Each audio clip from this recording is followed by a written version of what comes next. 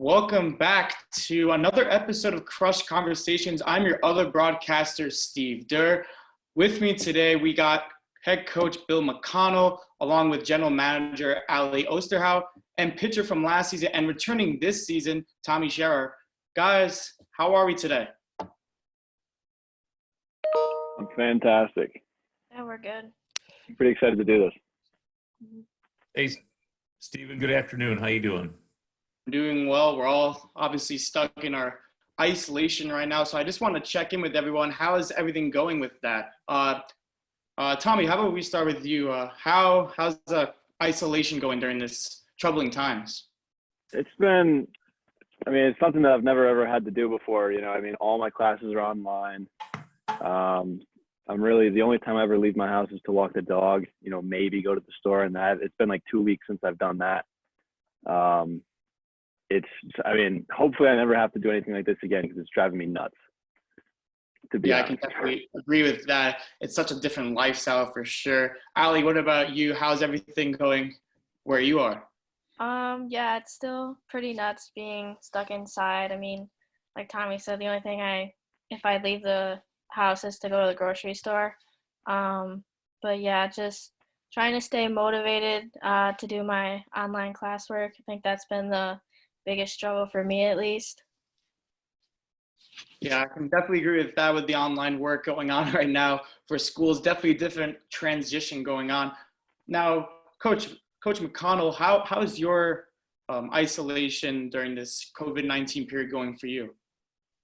Actually, it's not going bad at all. I can find enough to do. I live out in the country far enough that I can go out for a 4, 5, 6 mile run, which I've done. But like Allie and Tommy County, I birth here, so tomorrow I can go out, but I will wear a face mask and my gloves, and I fashion a nice face mask that's personalized. So it does have its challenges. So. Yeah, it does, but it's very important that us as a state and a country really follow these guidelines with this social distancing so we can hopefully get back to our normal lives sooner than later. Now, Bill, I want to stick with you. I was wondering if you can provide the Crush fans a little bit of an update of what is going on with the NYCBL and the Cortland Crush, with its start date, as it's supposed to be early June, late May. Does it still plan to start on time? Right now, Stephen, the league works with Major League Baseball, and we are part of the National Alliance of College Summer Baseball. So we speak with one voice as an alliance through Major League Baseball too. We have looked at starting on time, and we've looked at contingencies, if we can't start. One of the major things to think about is here, we will not start before Major League Baseball finds a presence on the field in some manner. What that means is probably their spring training, first exhibition game, things like that. So you can look at the Crush. We've scaled back our activities to prepare because we want to be on target when we produce game day activities, promotions, things like that. So we've scaled back on purchases. All the players' gear and support gear is ready to go. And now we're just working day by day by day. I think around April 15th, we will have a definitive answer out of Major League Baseball where they're going next. They've publicized that. April 19th, we have a NYCBL league meeting again, and we'll probably set a line in the sand on how and when we want to start from there. The NYCBL as a league and as an executive committee have met almost daily in conversations, informally at least once to twice a week. And that is very informative right there. And one thing to add upon is that there's been recent reports that have been published by many reporters and insiders that MLB might be starting in Arizona. And that's very similar to what the NYCBL presents with, having many of the teams located within a close radius of each other, probably closer than many of the destinations in Arizona. So what does that proposal the MLB have benefit the NYCBL? Well, having MLB cloistered is an issue that they've taken on. Whether that really happens or not, there's issues out there. In other words, it's a business. They don't have a fan right now to draw upon. They have television rights to draw upon, and when they play, that's probably part of the issue out there. How it affects the crush or the league we are very regionalized. And so anything that we move forward with will have a federal, a state, or a local, like Cortland, statute to comply with, whether we play like we've done in the past, or there are going to be, changes in how we present a game day, changes in attendance, changes in many things. So I think to try to forecast too many options is not prudent at this time. We've got to wait, be consistent. But remember, we're 2 months and a week away, from the middle of June. And by that time, the country is forecast to find some semblance of normalcy by that time. So 1st of June, we're still planning on it. Thank you for that, Bill. Now, Tommy, as a player, especially being a pitcher, during these times, it might be hard to keep your arm in shape, game ready, considering you didn't have your college baseball season. So during these isolation times, what kind of exercises are you doing, or what kind of techniques are you using to keep your arm fresh? Yeah, well, it's definitely nice for me because I'm only a pitcher. I don't have to, worry about hitting off a tee or doing any type of fielding exercises. I don't have to hit it all. So really all that I do is a few days a week, me and my little brothers, I'll take them over to the baseball field, at Skinny Alice High School, and we'll long toss and then maybe get off the mound and throw a little bit to each other. It's really all we can do. But it is enough, thankfully, that we're pitchers. All we have to worry about is our arms. Yeah, it's a good point there. And Coach McConnell, just to quickly go back to you, have you told any of your players for the upcoming season any workouts they can do to keep themselves game ready for when the season comes around? I told every one of them they should have done 1 million crunches by the time they arrive and look like awesome for any magazine out there. No, we've talked a little bit about that. They each have the routines. And what we will do next week is we're going to start a Crush Wingman program, and we're going to be video Zooming. We want to get workouts in because the worst thing we can do is expect a player to come here and perform like he did in February when the season was shut down. So we have contingencies on if we start on day one, 6-7 days before that, we hope to have our players arrive, go through some training, some exhibition scrimmages, things like that, and find, not only a rhythm, but stamina. When Tommy says, I'm only a pitcher, I would say take the only out of there. You are a pitcher, and, you've got many things to focus on, just like a position player, and that's physical conditioning, and then a lot of other things. A fielder works on pinpoint glove work. He works on pinpoint accuracy.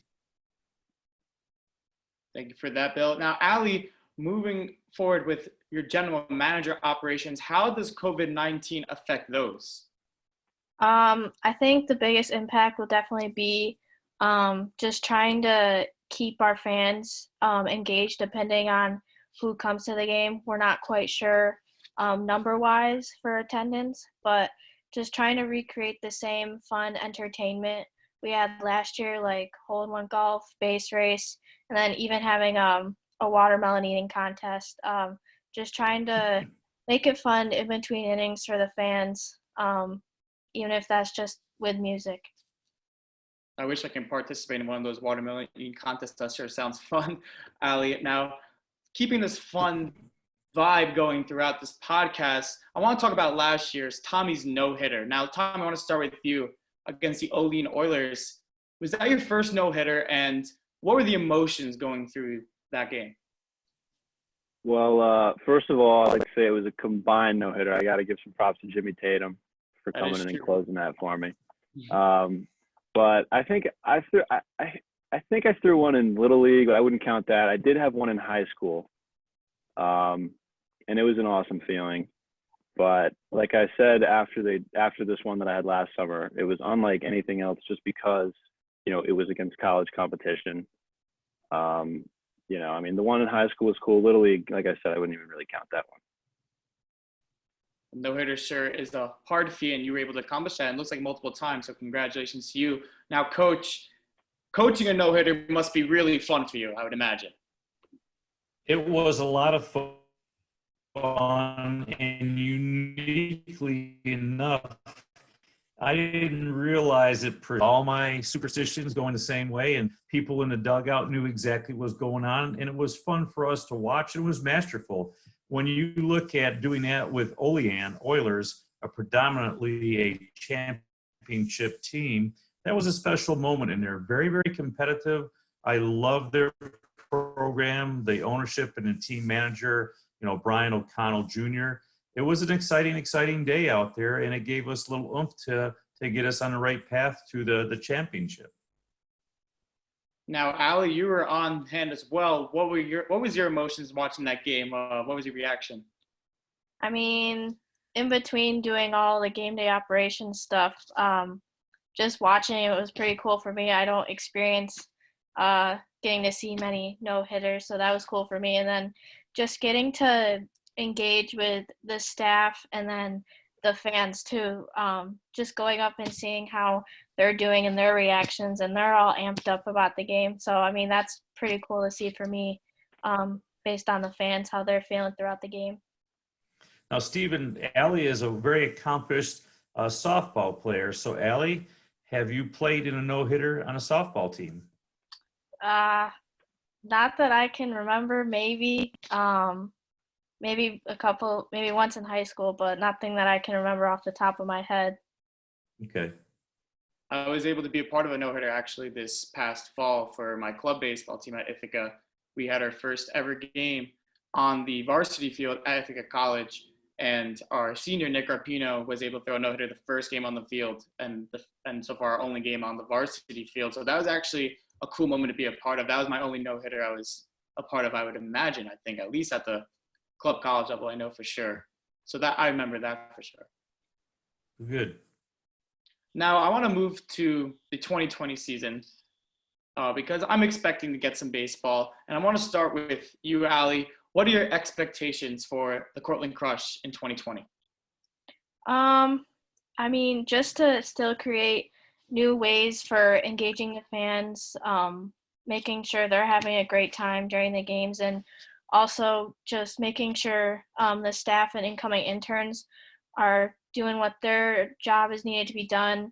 They're having a good time, and then seeing like what things they can do that they didn't expect to be doing. And then I'm still learning the ins and outs of the game day operations side, so just keep taking what I've learned my past 2 summers here with the Crush and going into it this year. And now, Tommy, being a returning player from last year, what do you expect the Cortland Crush in 2020 to be like? I'd say that my expectations for the team is that I really want us to be, very, very competitive. We didn't have a spring season this year, so I think everyone's going to have a competitive edge.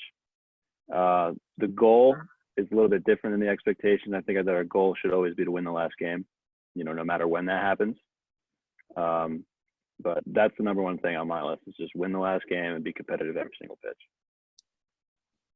Now, Coach McConnell, you obviously have the roster in front of you on paper. So is there any way you can kind of compare this year's rosters to last year's roster and create somewhat of an expectation? Well, I think the expectation is to build a roster to compete every day we step on the field. And if we win, great, we move on. If we lose, okay, let's make corrections and move on. I think the roster is as strong or stronger than last year. In some ways, I think we have a very similar offensive team, but we have more speed and more players this year. I think the pitching staff is deeper in the starting pitchers to start with. And over the past 2 or 3 weeks, with baseball not being played, we've picked up a couple, 3 more pitchers. We will probably carry 2 to 4 more pitchers this year because we want to limit, innings. Tommy and I have talked about this, that his first start may be limited by 2 innings, 3 innings, 55 pitches, something we come up with a comfort zone. And thus we're using, instead of 1 to 3 pitchers a game, probably, 3 to 5 minimally. And that way we don't overuse, create injuries, and our players get the experience this summer that they missed out in the spring and return in the fall in a competitive shape. So I expect to win. And that should be really exciting to hear that if you're a Cortland Crush baseball fan. Now, Coach McConnell, how excited are you to have Tommy back on your team? Putting you on the spot right here. Very, very excited. He was one of the first guys, if not to reach out to, said, we'd like you to come back. He brings an energy, loves to wear his ball hat on the field and show it off. A lot of energy and leadership and a lot of ability. His coach, Paul Mounty, but also his potential. So hopefully we can bring out that future potential and he'll lead us to a championship. That is what we like to hear. So to end our podcast for this week, I have a couple of fun questions to ask everyone, and I just want your first thing that comes to your mind. Favorite baseball movie? Sandlot. Major League. A League of Their Own. There we go. Got different answers right there. I'm gonna go with the Sandlot as well, Tommy. I like that. So you got a point there. I'm gonna grade you guys and see what I like on my scale. Purple or orange? Purple. Orange.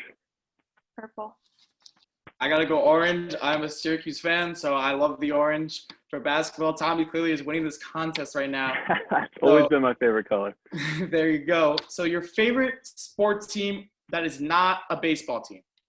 Green Bay Packers. Probably Liverpool. Soccer over in England. Probably Buffalo Bills. Ooh. I like the Bills. I gotta go with the Syracuse orange basketball team as well. I'm a really big Syracuse basketball guy. The Yankees are my favorite team in all sports, but Syracuse is right under there. So you heard my favorite baseball team. What is everyone's favorite baseball team here? Crush. Favorite Major League Baseball team? I gotta change that. Yankees. Marlins. Yeah, I gotta go with the Yankees. Tommy, I would like to send my sincere gratitude for you being a Marlins fan during these tough times for them.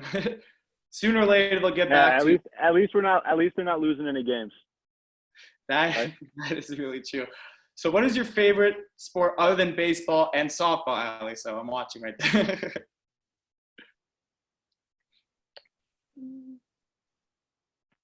To play or to watch? We'll go with to watch. To watch. Other than baseball, I mean, everyone loves to watch football, but I'd say it's either football or soccer, maybe. Because I think if you understand soccer, it's not nearly as boring as everyone says it is. Yeah, I would have to go with either soccer or basketball. College basketball. I like Bill's answer right there. I think he was trying to please me right there after he saw my Syracuse orange answer. So let's go with the last question, and this is, I think, the most important question. What is your go-to quarantine snack right now? Pepsi. I gotta say popcorn. I'd say for snacks, I don't know. I've been making a lot of oatmeal, just like, putting it in the microwave. I've been eating a lot of oatmeal, trying to, get some weight on me. I've been doing Anna's brownies. I've been doing sun chips for some reason. I don't know. I'm not a huge sun chip person, and it's all of a sudden during this quarantine, I've just turned to sun chips for my answers for some strange reason, but it is what it is. Life is changing right in front of us. So that will wrap up week 2 of the Crush Conversations. Make sure to tune in next week. Jesse Morrison will have the mic. Thank you. See you guys later. All right, take it easy, guys. Bye. Bye-bye.